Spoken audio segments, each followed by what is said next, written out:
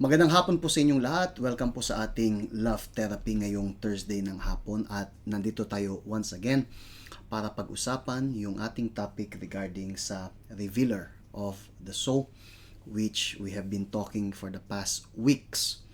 And this afternoon, we're gonna be talking about this subject. Our reactions reveals who we really are. Tayo po ay sanay na sa mga usual na nangyayari sa atin, yung tinatawag nga nating habit. Kapag ka nangyayari yung mga bagay-bagay according sa nakasanayan natin, so yung mga reaction natin is normal, right? Pero kapag may nangyari na out of place, isang bagay na unexpected, hindi mo pinaghandaan, things like this, doon mo makikilala kung ano talaga yung tao sa reaction niya pag may nangyari na gano'n na out of nothing, right? Doon mo makikita kung ano yung reality niya. Ang reaction natin hindi nagsisinungaling. Gusto mo makilala yung isang tao, check yung reaction niya. That's it. Gusto mo makilala kung sino talaga siya, ilagay mo siya sa isang sitwasyon na hindi ordinary. Basta, something like this. And yung Diyos, siya yung gumagawa nito. Sometimes He put us in a situation kung saan biglang may mangyayari para lang makita natin kung ano yung reaction natin. And today, we're gonna be talking about this kasi it has to do with our love life. But not just our love life and our marriage, it has to do with us. Tulad ng lagi nating sinasabi, Marge, ang success o ang failure sa relationship actually nagsisimula sa loob ng tao. Walang point na yung tao mag-invest sa isang relationship kung siya pa mismo hindi pa okay, hindi pa maayos. Kasi kung yung tao mismo hindi pa well sa kalooban niya, kahit na ang relationship is supposed to be tama, makakahanap siya ng sira, he'll find a way na i-mess things up kasi ang problema niya hindi yung relationship but siya mismo. Kahit na yung tao na yun nga ay makahanap nga ng para sa kanya yung mismo yung Diyos yung nagbigay sa kanya, pero as long na yung tao is merong problema sa kalooban niya, even though na siguro for sometimes magiging okay yung lahat, pero yung totoong siya lalabas at lalabas yun. Kaya maraming mga relationship, di ba, na nasya-shock sila, akala nila kilala na yung tao, and then nung nagsama sila parang wow, hindi ganun ka pala, ganun yung tao na akala mo kilala mo. That's why hindi wise na unahin ang relationship kung hindi pa natin sigurado na malakas tayo spiritual. In fact, yun yung reason na meron tayong campaign. Diba? Sa church, meron tayo nung campaign natin. Sa church, meron tayo nung ating fast of Daniel. And anong reason kung bakit may fasting tayo? May fasting tayo para unahin yung ating relationship sa Diyos. For the 21-day period, hindi natin iisipin yung kahit ano. Right? Si Moses yung nagsabi mismo about this. Right? And siya yung pinaka-target natin, yung pinaka-example natin during this fasting, during this campaign, para nang sa ganun, ma-realize natin na yung ating pagkatao ang dapat nating i-invest muna.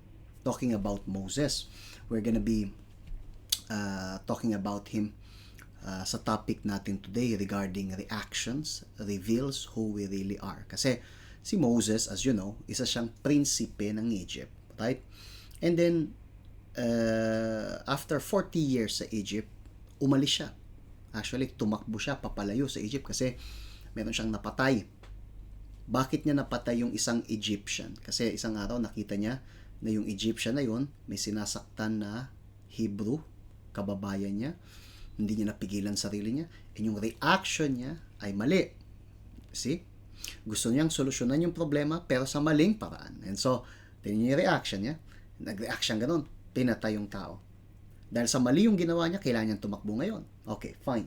Umalis siya, pumunta siya sa disyerto. So, 40 years siyang nakatira sa Egypt. 40 years din siyang tumira sa disyerto, malayo sa Egypt. Okay? And doon sa disyerto, meron na siyang sarili niyang pamilya. Doon sa disyerto, tahimik na yung buhay niya. Biglang isang araw, habang nagpapastol siya, right? May alagang hayop. Maya-maya sa Mount Sinai yon, biglang may nag-alab na, na halaman doon, yeah? Pero hindi daw nasunog. Naglalagablab pero hindi nasunog. So, nilapitan ni Moses yung naglalagablab na bush na hindi nasusunog. Yun na yung presensya ng Diyos. And then comes yung boses ng Diyos. And that's what I would like to talk to you today. Kasi sabi, "Come now, therefore," sabi ng Diyos kay Moses, "I will send you to Pharaoh that you may bring my people, the children of Israel, out of Egypt." So dito, pinangako ng Diyos na gagamitin siya. Siya yung pinili, right? Pinadala siya ron para bumalik sa Egypt para palayain yung bayan niya. Okay? But Moses said to God, ito yung reaction ni Moses, "Look, who am I that I should go to Pharaoh and that I should bring the children of Israel out of Egypt?" So he said, so sabi ng Diyos, "I will certainly be with you." So ang unang reaction ni Moses ay negative. Nung sinabi ng Diyos kay Moses, "Moses, listen, pinipili kita para ipapadala kita doon kay Pharaoh. And then sa pamamagitan mo, palalayain ko yung bayan ko. Okay? Ikaw yung gagamitin ko." Anong reaction ni Moses? Duda. Insecurity. Sabi niya, sino po ba ako? Nagbigay si Moses ng maraming excuse. Una yan, sino po ba ako? In other words, wala siyang tiwala kahit sa sarili niya. Maybe because sa mga mistakes niya before. Kasi sinubukan niyang palayain yung bayan niya before. Sinubukan niyang tumulong before. Pero dahil sa ginawa niya yun mag-isa, yung reaction niya was wrong. Nakapatay siya, right? And now, pinapadala siya ng Diyos pabalik sa Egypt. Baka mamaya ako ano namang magawa niya. So siguro dahil sa nakaraan niya, si Moses was very insecure. And not only this, sabi sa history na si Moses, sinabi niya rito, pag binasa niyo yung Exodus 3, you will see na si Moses nagbigay ng maraming excuse, at isa pa sa mga excuse bukod dito ay yung sinabi niya, hindi ako marunong magsalita. Sabi sa Biblia, sinabi niya sa Biblia na hindi ako marunong magsalita, mabagal akong magsalita, sabi sa translation sa Tagalog. Sabi sa history na si Moses daw utal. Ibig sabihin mabagal magsalita, utal. Nakakita na kayo ng utal, di ba? May kaklase ako dati nung grade 6 ako, utal. Siya yung pinipili ng teacher namin magbasa pagka merong reading, my goodness, assignment. I don't understand. Ang hirap. Bakit? Para mabasa niya yung isang bagay, ang tagal. Kasi utal, paulit-ulit. And sabi ng history, si Moses daw parang ganun, utal. So imagine yung mga insecurity ni Moses. Noon, mali na yung reaction, nakapatay. Tingnan niyo yung background, okay? Nakapatay. Utal. And so, naturally, nung sinabi ng Diyos sa kanya, pinipili kita, Moses, sinabi niya, pero Panginoon, sino po ba ako? Wala akong kondisyon dyan. Pero anong sinabi ng Diyos? Certainly. Sabi niya, I will certainly. Sinisigurado ko, Moses, I will be with you. That's it. I will certainly be. Ano ang assurance ni Moses na despite ng kanyang mga, ng mga kanyang nakaraan, magtatagumpay siya? Sinabi ng Diyos, listen, Moses, I will be with you. Makakasama mo ako. Yun lang yung kailangan mong malaman. And yun yung sinasabi natin, Marge, na siguro hindi natin masisisi yung isang tao na dumaan sa maraming impyerno sa love life niya, na insecure sila. Ang hirap nating intindihin. Okay? Sometimes, ako nahirapan akong intindihin. Why? Kasi sa buhay ko, ikaw yung una kong naging girlfriend. Wala akong relasyon sa labas. May mga nagustuhan ako. Alright? May mga nagustuhan ako. May mga niligawan ako. Pero yung relationship, wala akong ibang relationship kundi ikaw. So, hindi ako makarelate na yung sinabi, tinanggihan ako, na busted ako, things like this, na, nagsama kami for many years, as iniwan ako. I cannot relate. And sa'yo, ganun din. Mm-hmm. Right? Sa kaso mo, ako yung una mong boyfriend. Right? Ako lang nag-isa mong boyfriend, di ba? Oh. See? Can you see that? So, pag may nagsabi sa'yo na, ganito ako, kaya nga ako, katulad kanina. Kanina may kausap kong ganyan. Pangatlong beses na akong pumasok sa relationship, lagi akong nasaktan. And so, hindi ko alam kung anong gagawin ko. So, minsan nahirapan tayong makarelate, but we cannot blame yung tao kasi yung past niya was like this. Okay? Pero here's the thing. Pagka inayos mo yung sarili mo, ano bang sinasabi ng Diyos kay Moses? Moses, hindi, pwede kang bumalik. Don't worry, harapin mo, alright? Kasi ngayon, siguradong kasama. Merong difference. Noon mag-isa ka. Kaya ang reaction mo ganon. Pero now, ako makakasama mo. So, ang Diyos hindi naghahanap ng tao na may malinis na nakaraan. Kasi lahat tayo may siguro may mga nanonood sa atin ngayon na single mom. Maraming yan, single mom. And maybe they will think, paano ako magkakaroon ng maayos na love life? Posible pa kaya makakita ako ng men of God? Yung sinasabi nila, Pastor, tinan mo ako, nagamit na ako. Tinan mo ako, may something like this. So, yung reaction mong yan is understandable, pero mali. Si Moses, sabi niya, who am I? Understandable, pero mali. Bakit? Kasi, I will certainly be with you, sabi ng Diyos. Kung yung tao kasama ang Diyos, regardless ng nakaraan niya, God can choose them. God can use them para magkaroon ng bagong buhay. Yeah, yun nga yung pagkakaiba, right? Na sa tao, siguro yung sa paningin ng tao, naka-record na, naka-print out na sana siya ganyan na, yan ang dami niyang naging karelasyon, right? Marami siyang siguro sa province nyo, kilala ka na marami ka nakarelasyon. Every time na uuwi ka, iba yung mukha na inaharap mo, right? So sa mata ng mga kababayan mo ganun, pero sa mata ng Diyos hindi ka tinitingnan na ang dami mo naging pagkakamali nung una. Ngayon, yung Diyos nagbigay sa'yo ng kasiguraduhan, magtatagumpay ka this time. Kung susundin mo lang yung sasabihin ng Diyos, so gagawin mo lang yung sinasabi ng Diyos. Kung kasama mo yung Diyos, it has nothing to do sa nakaraan. Yeah. So yun yung difference. Dalawang bagay, dalawang tao yung pinag-uusapan. Either na gagawin mo yung excuse ni Moses na, Panginoong Yesus, sino ba naman ako? Right? O sasabihin mo rin sa sarili mo, sino ba naman ako? Sa dami-dami ko na nagawang pagkakamali, magtatagumpay pa ba ako? O makakahanap pa ba ako ng love life na really magiging testimony ko sa maraming tao. Sometimes yung edad, sino ba naman, who am I? Sinasabi nila, Pastor, about blessing sa love life, who am I? Tingnan mo ko. Yeah, lampas na sa kalimbahan. Wala na. Right? Sino ba ako? Yung reaction na yan, nagpapakita ng insecurity. And again, hindi natin masisisi kung ganyan yung reaction ng marami. But merong difference. Kung yung Diyos certainly will be with you. Kung alam mo yan, kung alam mong kasama mo yung Diyos, nawawala yan. Yun yung sinubukan ng Diyos na sabihin kay Moses. Sinabi ng Diyos kay Moses, bumalik ka ron kasi ako kasama mo. Pero Panginoon, hindi sila maniniwala. Maniniwala kasi bibigyan kita ng kapangyarihan. Pero Panginoon, hindi ako marunong magsalita. Moses, wag ako magsasalita. Nagalit yung Diyos kay Moses. Sabi niya, sino ba nagbigay ng dila sa tao? In other words, anumang excuse mo, walang kwenta. Once ako kasama mo, everything becomes possible. You see yung reaction ni Moses before? Ganun siya, isn't it?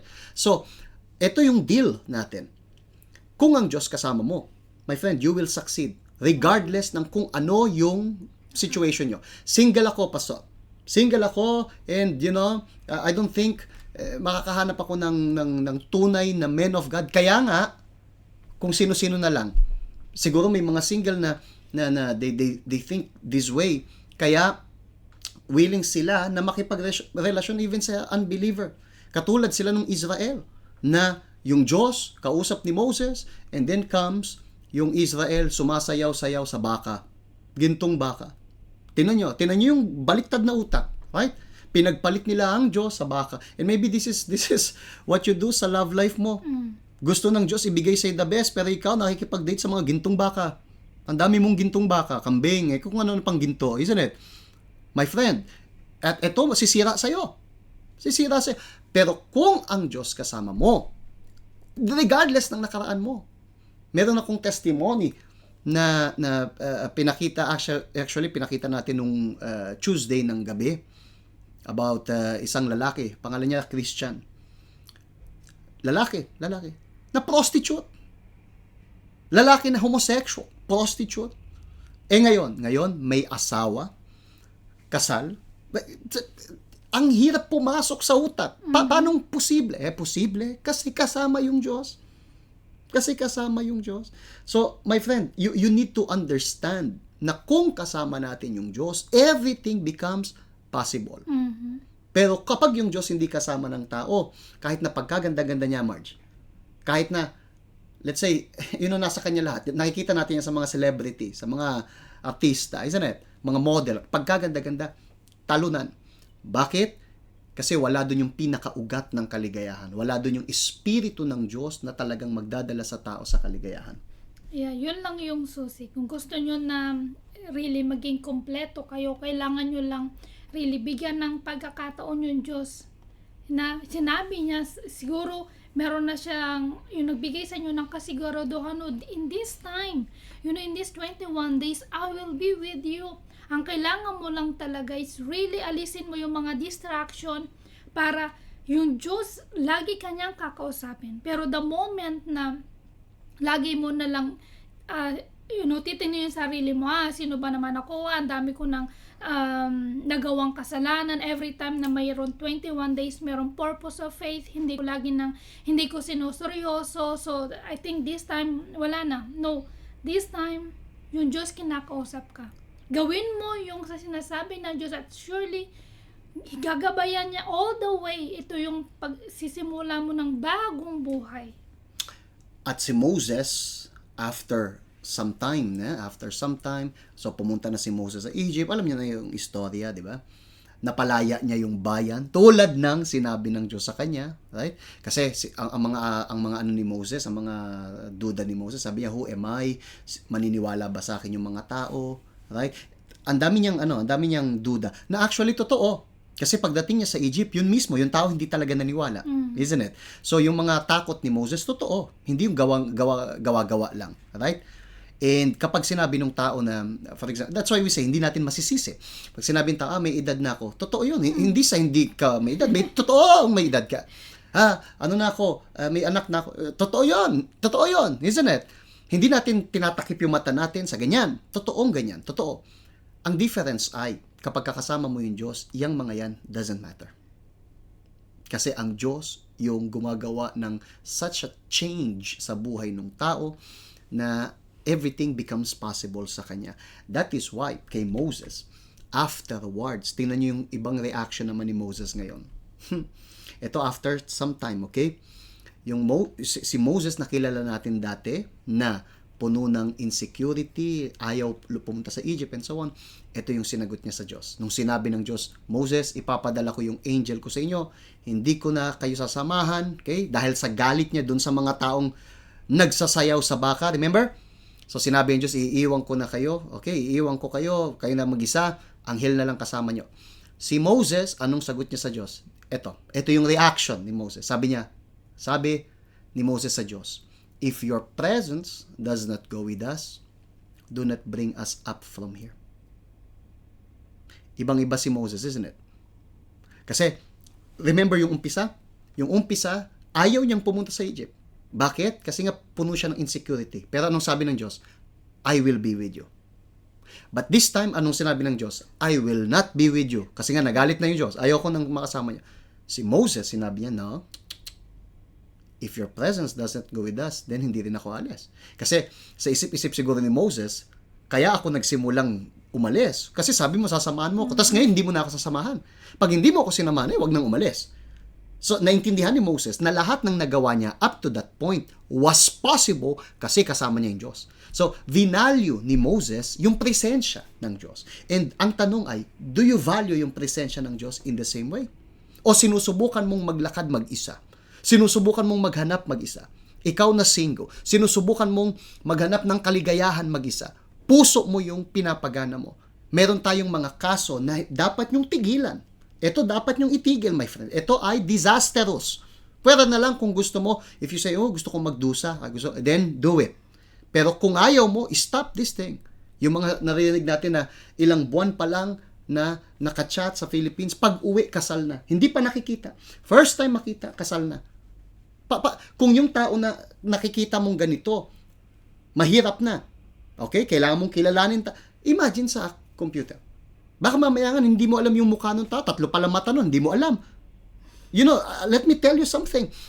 Yang attitude na yan, yan ay ginagawa ng mga desperadong tao. Pero bakit nila ginagawa? Kasi wala yung Diyos. Kasi wala yung Diyos. Kasi kung ikaw nagtitiwala sa Diyos, you will not put yourself sa ganyang mga problema. Hindi ikaw yung gagawa ng solusyon.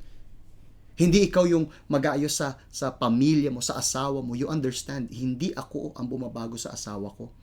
Ang babago sa asawa ko ay ang presensya ng Diyos. So, my focus is yung presensya ng Diyos. And this is very important, Marge. Yung reaction na to ni Moses, nagpakita na he understood, walang tagumpay kung wala ang Diyos. That's why sinabi niya, if your presence does not go with us, hindi kami gagalaw. Hindi ako alis. Kasi nga naintindihan ni Moses yung importante ng kanyang yung presensya ng Diyos, kasi simula nung tinawag ng Diyos si Moses, nakita niya yung tagumpay, nakasama niya si Jesus. So naintindihan niya na kung hindi niya sasamahan ng Diyos si Moses, for sure magiging talunan siya along the way, hindi niya makakarating sa promised land. So si Moses, naintindihan niya kung gaano ka-importante yung presensya ng Diyos, yung Holy Spirit. So at this time, right, meron tayong napaka-special na movement of faith. Magkasama, napaka-special. So kung meron kayong revolt dyan sa inyong kalooban, ayoko ng ganitong buhay, kailangan ko na magbago, kailangan kong makita yung sign ng Diyos. So why not na really you put all your strength 100% sa 21 days, at pag ginawa nyo yun, I'm sure na papasok kayo sa 2024 really different person. Para kayo yung dating Moses na puno ng insecurity, and then nung matanggap nyo yung Espiritu Santo, really malaki yung pagkakaiba. Pero yung Diyos is naghihintay lang sa inyo. Hindi kikilos yung Diyos mag-isa, kailangan niya ng inyong participation. At ang participation na to ay paano? Paano ba yung participation na yan? Ang participation na yan is, kailangan tayong mag-focus. Meron pa tayong ilang 2 weeks para sa 21 days. Halos patapos na yung first week. Yeah? So, we are gonna continue focusing. Huwag tayong magtumingin sa labas or things like this. Let's focus. Always remember, anong gusto ng Diyos sa akin? Kung ikaw ay single, itigil mo muna yung pag-iisip patungkol sa boyfriend mo, sa kung sino man, ayusin yung relationship nyo. Nothing like this. Nothing like this. Kung ikaw may asawa, itigil mo munang isipin paano ko ayusin marriage ko. Nothing like this. First, presensya ng Diyos. Kung ang presensya ng Diyos ay nasa sa atin, my friend, we can go on. Si Moses naintindihan yan. Kaya sabi ni Moses, kung hindi namin makakasama presensya mo, we're not going anywhere. Kasi naintindihan ni Moses na ang pinakalakas niya ay nagmumula sa presensya ng Diyos. Alright? So this is what we would like to share with you all. I would like to ask you na mag-continue. Meron tayong prayer na ginagawa. Mamayang gabi, meron tayo 10 p.m. Bukas ng umaga, Monday to Friday kasi yan, 9 a.m., diba? And then, sa gabi, 10 p.m. naman. Okay? Monday to Friday. Then Saturday, Sunday, yung ating service at church. People, let's stick sa presensya ng Diyos, and for sure, God will speak to us. Okay? Aligado. May God bless you all abundantly. Magbabalik uli kami sa inyo next week. And kung kaya ninyo, panoorin ninyo yung testimony. I'm trying to download yung testimony ni Christian para maipakita sa inyo, but medyo mabagal yung aking net. But no problem. Subukan yung panoorin. Nasa website ng church. Very powerful testimony. Amen. Taligado. Kita-kita tayo ulit next time. Bye-bye.